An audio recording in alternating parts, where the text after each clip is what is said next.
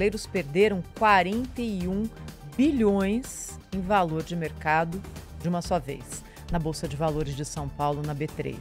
O Banco do Brasil foi o que mais perdeu. Teve uma queda de 6% nas suas ações. O Santander veio em segundo, 4,8%. É claro que o índice, o Ibovespa, fechou em queda de 2,1%, puxado principalmente pelos bancos. E o dólar subiu para R$ 5,50. É mais um capítulo dessa história que começou errada e que segue errada e segue escalando, fazendo com que o Brasil pise terrenos de insegurança que ainda não tinham sido explorados. Sabe quando você dá um passo assim e sente aquele terreno, aquela areia movediça? Fala, ixi, o que eu faço agora? É exatamente nesse ponto em que nós estamos. A lei Magnitsky, aplicada contra o ministro Alexandre de Moraes, na tentativa dos Estados Unidos de interferir no julgamento de Jair Bolsonaro, foi um dos primeiros passos dessa história. Eu não vou recuar lá para trás, fazer aqui a história dos últimos anos, mas pensando no que acontece agora.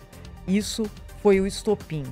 E aí, empresas que atuam nos Estados Unidos, segundo a lei Magnitsky, devem eliminar Moraes das suas bases de clientes, sob pena de serem punidas nos Estados Unidos. Por exemplo, tendo que sair do sistema financeiro internacional. Alguém consegue imaginar uma situação como essa? Ela é quase inimaginável. A questão é que, depois disso, o ministro Flávio Dino, nessa semana, também ministro do Supremo Tribunal Federal, tentou fazer ali um afago ao colega Alexandre de Moraes, num processo que não tem nada a ver com Alexandre de Moraes, Magnitsky, Bolsonaro, nada a ver, mas que, enfim, foi a oportunidade que ele encontrou, um processo relativo ao desastre ambiental em Mariana. O que decidiu o ministro Flávio Dino? Ele disse assim, olha, decisões de outros países precisam ser referendadas pelo Supremo Tribunal Federal para valerem aqui. Óbvio, isso aí não precisa nem ser dito. Em todo o país vale a lei nacional e alguma coisa que é definida fora tem que ser referendada. Nenhuma novidade, zero.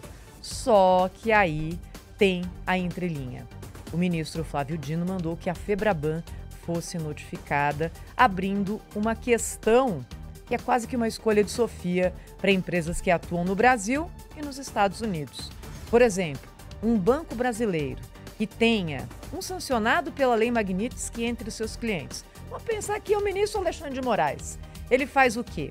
Ele exclui o ministro e aí pode ser sancionado pelo Supremo ou mantém o ministro como cliente, fazendo essa consulta ao Supremo, podendo ser sancionado pelos Estados Unidos. É uma baita encruzilhada que traz insegurança para o setor bancário, que é justamente de todos os setores aquele que mais vende segurança. E aí vem esse tropeço dos bancos ontem nas bolsas de valores. O alcance das sanções dos Estados Unidos sobre bancos brasileiros pode ser impactante, pode ser inclusive inviabilizante. Os bancos podem ser tirados ali numa última análise, podem ser excluídos daquele sistema SWIFT, que é o sistema de comunicação mundial que reúne quase 2.500 instituições em todo o mundo. Ficam impedidos de fazer transações com outros integrantes do sistema global. É como se os bancos brasileiros fossem transformados em párias dentro desse modelo internacional.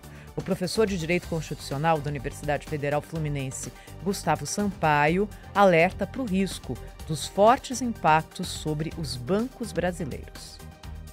Essas instituições financeiras, elas estão muitas vezes atreladas ao manuseio das operações de cartão de crédito com bandeira norte-americana. E se os americanos descredenciarem a vinculação dessas instituições, essas instituições sofrerão muito. Bem, e essa decisão do ministro Flávio Dino pode ser vista agora pelos Estados Unidos como uma provocação do Brasil contra a decisão americana de usar a lei Magnitsky. Vocês veem que é uma escalada que não para, cada um sobe um degrau. O professor Emanuel Pessoa, advogado especialista em direito empresarial, colunista do jornal Gente, falou a respeito disso, dessa possibilidade de que os Estados Unidos vejam Flávio Dino provocando e aí aumentem o tom na aplicação da lei Magnitsky. Porque o que acontece é que a aplicação da Lei Magnitsky, ela tem graus de discricionariedade pelo governo americano. Então, até o presente momento, o governo americano não apertou a aplicação Alexandre de Moraes.